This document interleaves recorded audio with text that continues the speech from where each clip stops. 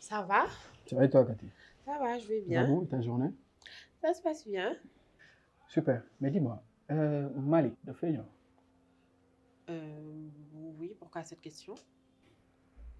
il se voulait quoi? Il voulait quoi? Oui, Je comprends pas ta question. je veux savoir le bon. Tu sais,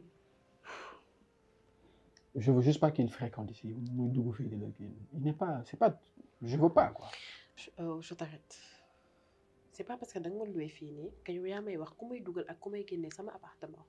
Parce que oui, sama appartement là. D'accord. Le fait que tu me le loues ne te donne pas le droit de me établir kan laay dugal ak kan laay génne. Plus yow xanaa Malick du sa xarit. Non, d'accord, c'est bon. Ok, ok. Oublions tout ça. D'accord?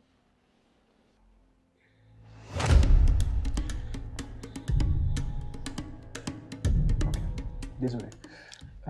Tu t'es bien installé? Oui, ça va. Installé wu naa, tout est bien. Parfait. Dama bëggoon nga xam ni dama lay gérer sa location. Donc, je prends sur moi, quoi. Bu ci am lenn loo ci xalaat. Je suis pas sûre de te suivre. Comment ça? Man maa koy gérer. Attends, mais nga loué ma sa kër après du ma fay. C'est pas logique. T'inquiète, c'est moi qui gère. D'ailleurs, su ma wàccee si kanam naa la jox sa xaalisu caution. Je te le rends. Par contre, là, ça devient vraiment trop. Pour discuter. Déjà, tu parles de la location. Après, doyul nga ne danga may delluwaat sama caution. Bah, il me sait. Mais bon, après, bëgg naa la laaj dara si possible. Tu aurais une disponibilité ben genre un week-end, je t'invite. On va passer du temps à Saint-Louis, je t'invite quoi. Vraiment, il y en a foofu ay immeuble et j'aimerais bien qu'on passe du temps ensemble. Saint-Louis. Oui. En plus, un week-end. Oui. Tu es sûr que mën nga def loolu? Je te rappelle que sa jabar moo ngi juste en bas de. Naka ngay def ak loolu maa koy gérer. mu la jël bul xalaat loolu. Bon, de toute façon, Saint-Louis, c'est une ville que j'ai vraiment envie de découvrir. Étant donné que sama dëkku maam la, donc su fekkee ni que yow mën nga jël engagement yooyu. Non, Alors, s'il te qu'est-ce plaît. qui m'en empêcherait? T'inquiète pas. Bah écoute, on programme et puis voilà, c'est bon? Ça marche, je reste à l'écoute. Mais par contre, Sidi, Oui. il y a quelque chose qui m'intrigue. Pourquoi attention particulière, Bissiman? Déjà, caution bi, location bi. Pareil, comment tu dis que tu m'invites à Saint-Louis pour un week-end? Pourquoi en fait?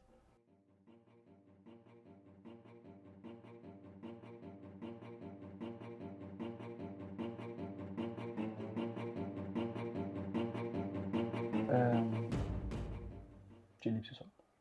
Je t'invite à Oui. sortir. Ah, 19h30, ma jël sa numéro. Je t'invite. ok. C'est parfait.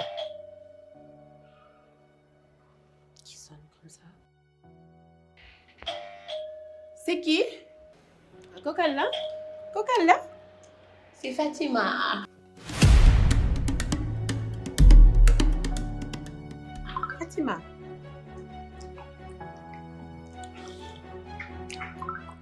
C'est Fatima. Hi Cathy, comment tu vas? Ça va et toi? yaa def jekk nii. Merci bàyyi tooñ gis naa la. Mais tu t'apprêtes à sortir mais da nga sañse. mais non pas du tout damaa toogoon nii rek relax nekk di liggéey.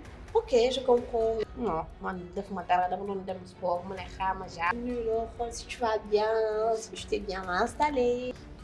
wax nga dëgg je comprends temps amul mais c'est vraiment gentil merci vraiment mais je suis très bien fii ma amu fi benn souci. Ah mais attends man duma sonn pour rien de. En fait, Margot, la dernière fois dama doon yéeg. J'ai eu l'impression que dama gis kenn ku yéeg. C'était Sidi. Voilà. baal ma nekk ci laaj bi mën a laajte. non t'inquiète pas amul problème. kër gi Sidi moo ko moom non. Effectivement. Cela dit il est libre yéeg ba ci terrasse bi wàccal ba ci suuf comme il le souhaite. bu ko neexee yéeg ba ci kaw asamaan. je pense que cela répond à ta question. Non mais tu sais on est entre filles on peut tout se dire moi ça me dérange pas donc on se soutient mutuellement moo tax mu ne xaaral ma yéeg laaj la. tu penses pas que li gën mooy nga dem laaj ko. Cathy si je me trompe pas da nga nekk di ma wàññi. En gros. Bah si. loin de moi l'idée de te wàññi. je veux juste que xam nga maa ngi wax léegi yaa ngi jekk macha allah mel nu la neex lenn rek moo la manqué. maanaam soo si jëndoon kilo rek. kenn du la gën. mais man dama doon laajte kese ah mais finalement da nga ñàkk kersa soxna si. lu sama yoon nekk ak lu sama yoon nekkul. tu es petit pour me le dire très petite même. kër gi ñaari jekk moo fi am muy man ak sama meilleure amie beneen jekk du fi ñettal mets ça dans ta tête chérie jekk naa de mais yaa ma gën a jekk mais xamoo sa valeur ah alors je te dis gis nga kër gi yow yaa koy dëbb man maay capot maay ki koy dëbb ba mu mokk te kenn du ci mun dara. je trouve que c'est quand même brutal hein, de parler comme ça de la part d'une si jolie fille mais bon vu que tu cries si fort que ñaari jéeg ñoo fi am nanani nanana je sais pas tout ce tralala que tu viens de me servir loolu leen di tiit ay jéeg yu mat ngeen yéen a fii daal fii kenn du fi daal sa ok je prends loolu rek la woon kese ok vous pouvez disposer nga dama brutal teg ci agressif mool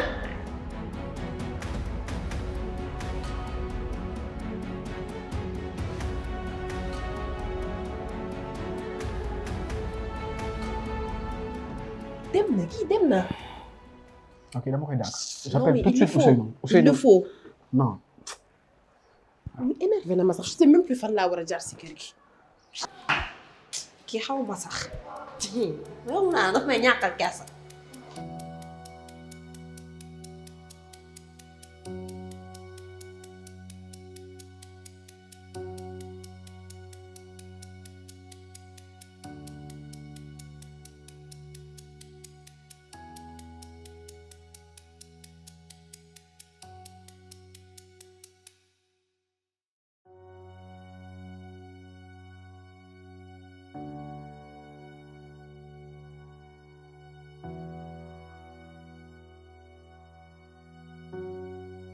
Alors, Cathy, je te présente Mansour Diop, mon père.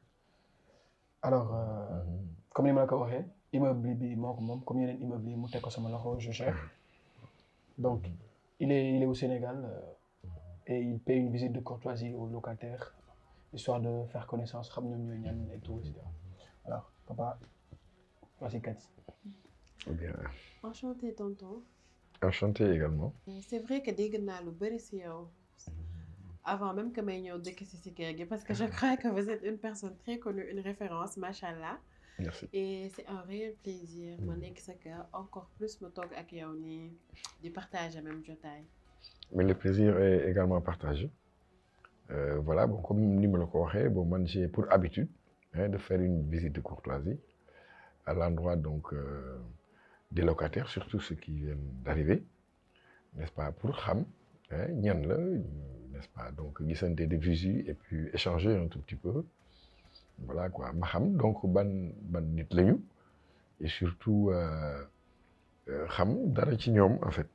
Voilà, donc xam nga àddina moom dafa xaw a tërëri quand tu as des immeubles à louer nit ku ne daf fay ñëw bon léeg-léeg nag mu am ay nit yu correct des gens tranquilles sans aucun problème mais par contre des fois nga tombé aussi ci nit yoo xam ne dañuy def naka su dul noonu donc loolu moo waral à chaque fois moi je prends le soin de voir à qui j'ai affaire voilà mais par contre yow bon je vois que apparemment tu es une personne correcte en tout cas bon donc loolu moom ça me fait quand même plaisir je veux dire dal na sama xel quoi bon j'aimerais aussi savoir bon yow ci lan ngay yëngu en fait. Bon, alors tout d'abord, ça me fait vraiment plaisir et ça me rassure de sentir que je suis en sécurité si kër gu ma nekk parce que sécurité weesuwul borom kër gi di déplacé wu personnellement di ñëw di xool yan genre nit ñooy nekk si këram donc loolu pour man poids bu rëy buy déchargé wu si man la parce que je tiens à ce que fépp fu may nekk ma nekk fa en sécurité yi nekk fa si jàmm et borom kër gi su demee ba déplacé wu di def yenn démarches yi rek c'est parce que vraiment dëkkuwaay bu sûr la et yaa ngi intéressé wu tout à l'heure si man ba may liggéey mais je suis responsable marketing c'est benn boîte de production bu ñuy wax Real Art. Ah d'accord. Disons c'est une boîte bu nga xamante ne dafay yëngu si lépp luy production audiovisuelle te dans cette boîte tout ce qui est marketing commercial lépp man maa koy gérer. Je t'encourage et je te souhaite également plein succès ainsi qu'à ta boîte. Voilà donc man bon loolu chaque fois dama koy défendre c'est une habitude. A priori tout ce que je voulais savoir c'est bon donc je pense que tout est OK. La prochaine fois inchallah. Oui inchallah. En tout cas ça sera un réel plaisir de Très vous bien. recevoir. Allez au revoir. Je t'appelle.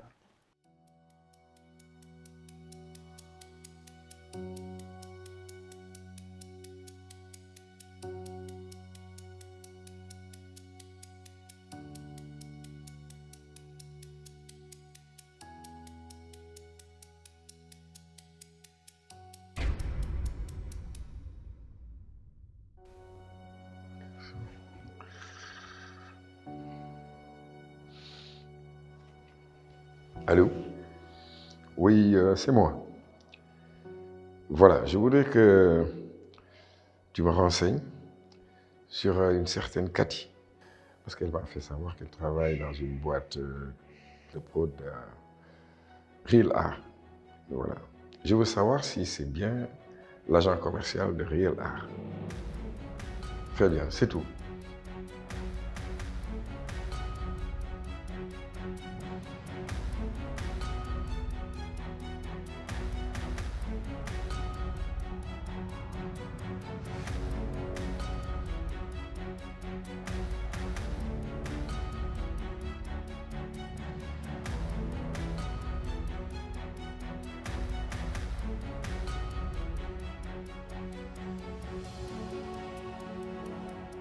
boobu ba ni nga def yaa ngi etewu nag. mais yow gis naa la yow lii foo ko jëndee. sama marque bi yow tamit. xam nga ne ay même benn tur. comprendre nga. mais balaa ñuy dugg ci plage bi dama bëgg ñu waxtaan tuuti bébé. waxtaan ba jàmm. mais xam nga comme ni ñu nekk ci suñu projet mariage bi. et aussi tamit présenté gu ma la sama xarit bi Siiti mais dinaa la ko présenté loolu t'inquiète pas. d'accord. appartement bi jël naa ko bi ñu war a dëkk man ak yow. mais jusque rek dafa am ay petits détails yu mu war a régler tuuti xam nga. détail comme lan. waaye xam nga rek yaa ma gën a xam moo tax nag tey jii ma woo la fii ñu profité waxtaanaale suñu lépp léegi dama bëgg rek nga am benn somme xaalis nii rek xam nga benn 400 wala 700 000 comme ça ma régler détail yu gàlle bi. bébé yow loolu dina xaw a compliqué de. maa ngi ne yaa ngi fàtte da nga maa war a def sama lancement marque bi xaw de suite donc du coup góob ma ni loolu dina mën a nekk de. non mais bébé xam naa loolu xoolal bul jaaxle sama conteneur bi léegi mu génn instant yii nii waa douane ñoo ko bloqué rek mu génne dama lay delloo ba paayo wes la. topp sa liggéey bi rek nga naan moo tax mu indi la fi non tey du ma def dara. tey yow doo mere. moom j'aime bien être au bord de la mer. moom nañ xaar ba kër gi wàcc sama temps bi may siis nii moom ah vraiment. tey moo dara loo wax tey moom wala daal parce que fii baax na. oui c'est bon.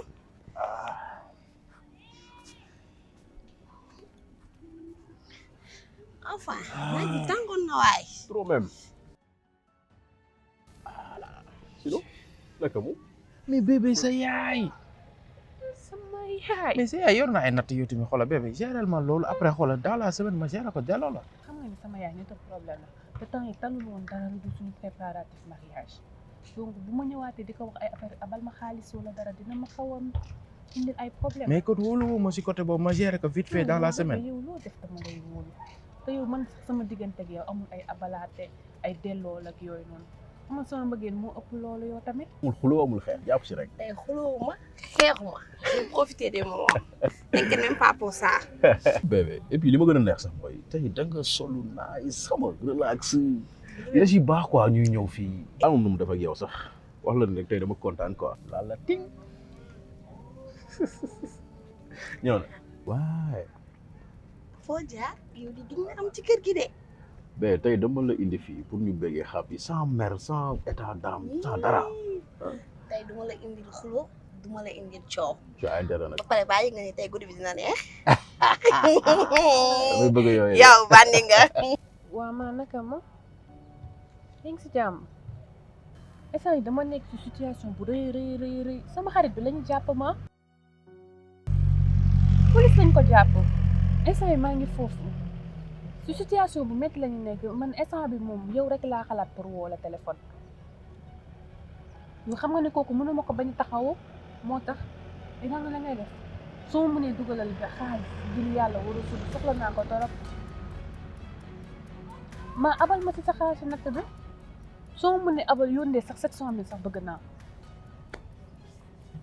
waa defal ma loolu xoolal suma papa xam naa du yàgg rek mu bindal ma chèque te bu ma joxee xam nga ne yow dama lay jox te li ma lay jox sax gëm naa ne mooy ëpp 700 000 yi may abal waa jàppale ma rek instant bi situation bu rëy la ñu nekk yaa ngi ma koy dugalal ma defal loolu yow lay xaar de waa d'accord amul benn problème maa ngi lay xaar.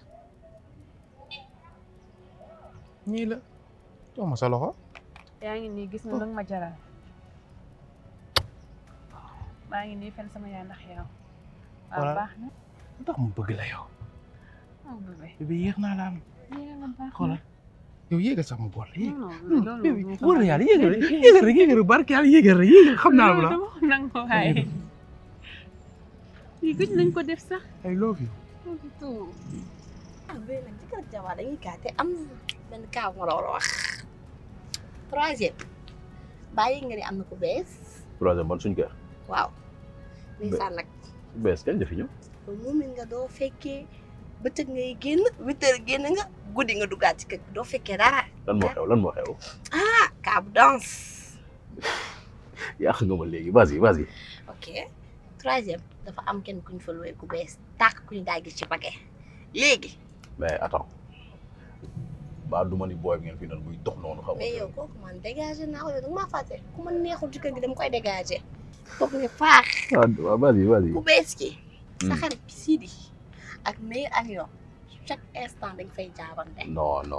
Sidi. tu parles de Sidi il est marié. Malick sax à la rigueur mais Sidi dafa am jabar di. mais yow ngaa wax Sidi il est marié bien sûr qu'il est marié on sait qu'il est marié mais fii ñi marié ñoo fi dàq doxaan. non yow xam nga man bokk ma ci yooyu.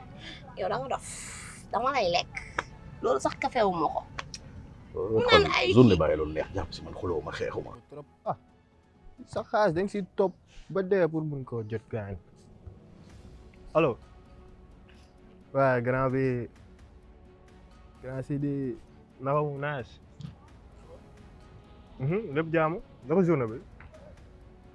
waaw xam nga Ibou nekkul gàlle nag quoi léegi si plage bi laa koy fekk nii nee na day doxantu xam nga nee na moom day doxantu nii yore ma bor ba pare di doxantu moog jabaram.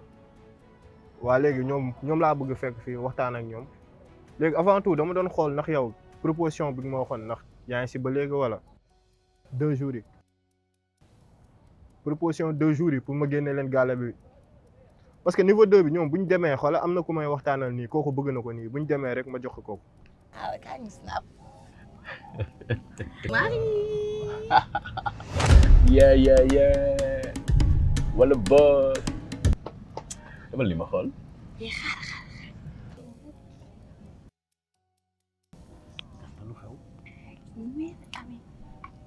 mais Sidi bi. Malick. ban Malick Malick bi mu doon wax nii mais ami Sidi bi. non mais Malick oui si daf mel ni moom la de. xool ko. eh si tu as raison. moom nag balaa moo gën a mën a doxal mu sañse. jaaxal na ma de. mais néewoon day takk jabar fan yi. yaa ma wax la benn affaire nag ki ma war a takk ak kii bokkul de ki ma war a takk xam naa ko bu baax.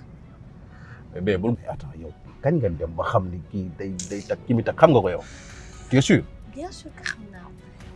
non grand Sidi xoolal kii waxuma la sax une semaine de kii 3 jours rek bu ko amaatee ci gaala bi da lay sonal donc nañ maintenir 2 jours bi après ma génnee ko gaala bi waa naas. mais tamit man sama appartement Saint-Louis appartement yi foofu tamit réglé wu ma ko man maa ngi topp Ibou Fatima rek si kii dem kii fàtte woon naa Fatou Ndiaye. Fatou Ndiaye da ngay génn de doo fay yow dama lay génne xoolal may mun a si moom dama koy fàtte voilà lépp dama lay génne non c'est que nag Ajara moom doom ji rek laa xamul nu ma koy def doom bi daf ma takk trop te ñoom dañuy nekk seen appartement di déranger dégg naa doom ji day ay ram sam yooyu rek lay déglu di déranger yow. yéen ñëppay génn xaaral rek tey moom sama yaram dafa tàng yéen ñëpp laay lijjanti tey. ndànk rek bee yii bu ci dugg wax na teel naa lii ba tey. maa ngi ñëw.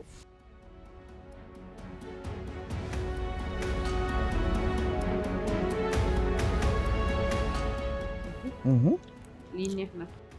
waaw bébé romb na neex man nee naa la yaay sama xol. yaay sedda sama xol. mais lay Diop. mais Fatima.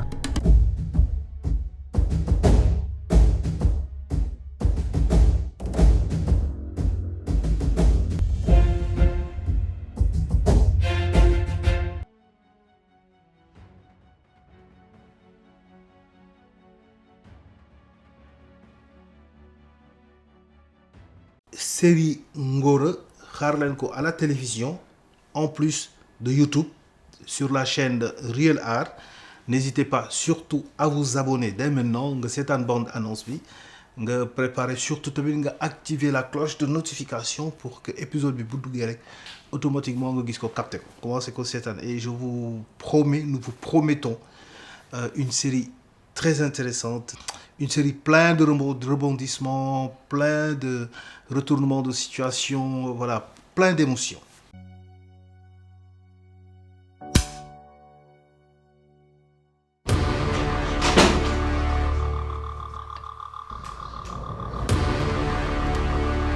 ana ma la joxoon démb. yaay xoolal teel na de te damaa tardé jàpp si rek. dégg naa ci weyu bëy sa ña ngay liggéeyal foofu sax dañ lay xeex te yow sa bàyyi moom société bi. ñu nga boo yegg sa bureau balaa ngaa toog ci sa fauteuil gi ni ko teq jublu ci xifla yi. saafara si moom laay wax téyel nii waxuma la nag nga bàyyi ko ci sa oto wala nga bàyyi ko sa bureau. yaay booy démb saafara la woon tey takkaay suba lan lay doon. béjjën. yaay yàlla moo may aar fi yàllaa fi ne. xam naa leneen lu dul yàlla neen la. sonal ngeen ma jaaxal ngeen ma yéen lan la bu ma fa chier en fin de compte yéen lan mooy seen problème. damaa fekk mu wis saafara sama biir néeg ba saafara si tooy xëpp. ay laal la. noppil amaloo wax. yow nag sa ngóor a des na yow. Penda pourquoi saa yu ma lay wax samay doléance nga may wax waxu xaw ma lan ay prudence ah mais ni ko may tendance te yow xam nga ni su ma jàkkaarloo ak yow je perds conscience. non si. sama àjjana Firdawsi yow xam nga li ci kër ga. yor ñaari meer alors yaa ngi yor xale bu mel ni man. ñoom ñaar ñu mel ni magnétophone bu ndëkkee rajo. yow koo naan ba am ñu sal génn sama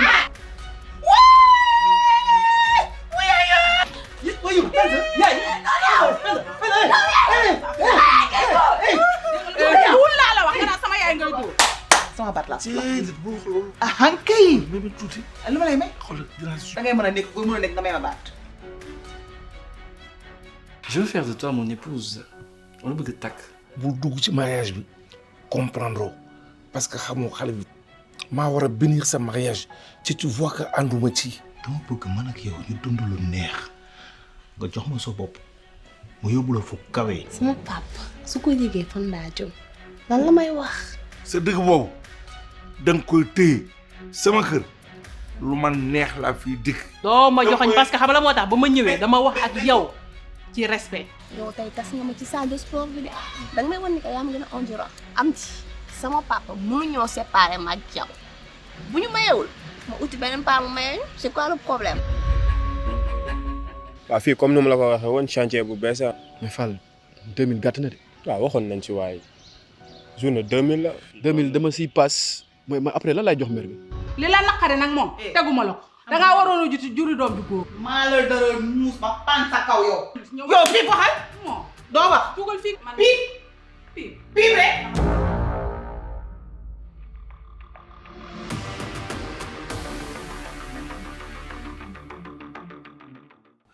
mais nag nañ jàpp ni Père Birame benn gentleman la comme man daal ni ngeen ma gisee nii ba tax ma am ñaari soxna am koppar nekk chef d'entreprise am ñaari soxna benn doom bu góor benn doom bu jigéen mais soxna yi ci biir kër gi dafay bëri ay jaxasoo man moom am satisfaction sama kër service ba day xaw a yëngatu ndax day am répercussion yàlla boole ma nag ak benn oh là là li ci des dama leen bàyyi ngeen topp télé bi topp réseaux sociaux yi pour mën ko découvrir mais ce sera une bombe.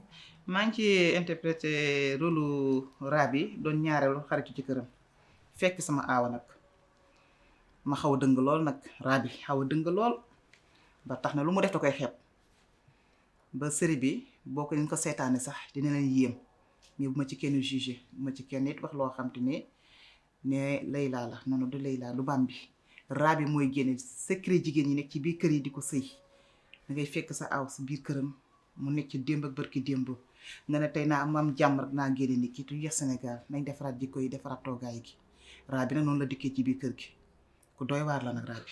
rôle bi nga xam ne moom laay joué damaa nekk ci kër gi mais sama ñaareel bëgg ma fee déjjiti di ma sosal di wax lu dul dëgg te man vraiment tey su ma sañoon tey ñu nekk ci jàmm mais moom buggul jàmm chaque jour yëfu saytaane lay joué bu sañoon tey ma takk sama bagage génn kër gi mais kër gi mënuma koo génn ndax man maa ko fàkkoon tey lu paa bi am tey ci kër gi man mii la.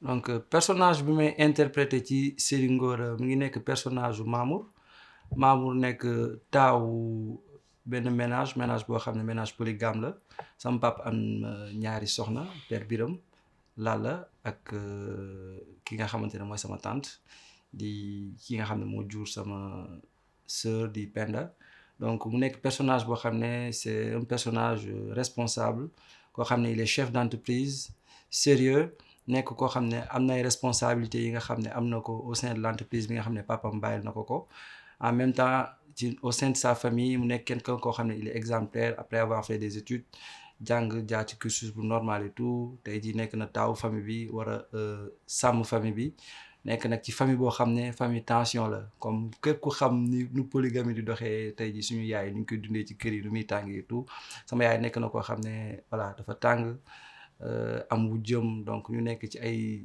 problème guddi bëccëg du ñu am jàmm et tout donc man ma war a fexe gérer loolu bon mu nekk personnage boo xam ne tamit il va tomber sous le charme d'une jeune demoiselle bu ñuy woowee Nancy donc Nancy moom nara tere personnage bi mu dund de par tout ce qu'elle dégage et ndeke foofu laay yem lu ci des xam naa looy di découvrir la.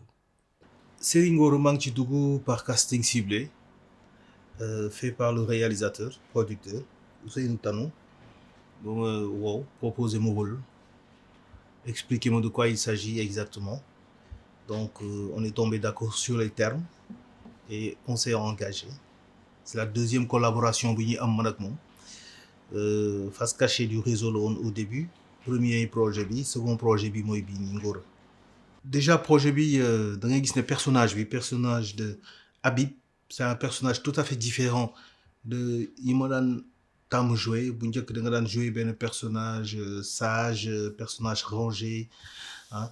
Alors que bi personnage bi c'est plutôt un personnage pervers disons un personnage waaw dóorkat faiseur de malin coureur de jupons malhonnête etc. quoi. Donc vraiment un personnage qu'on peut dire négatif un peu sulfureux voilà. Alors rôle Nancy lay interpréter une femme fatale, très dangereuse aussi. Mais je ne serai pas long. Je vous invite juste à suivre la bande-annonce, à rester connecté, suivre épisode par épisode. Dina neex dina yëngu.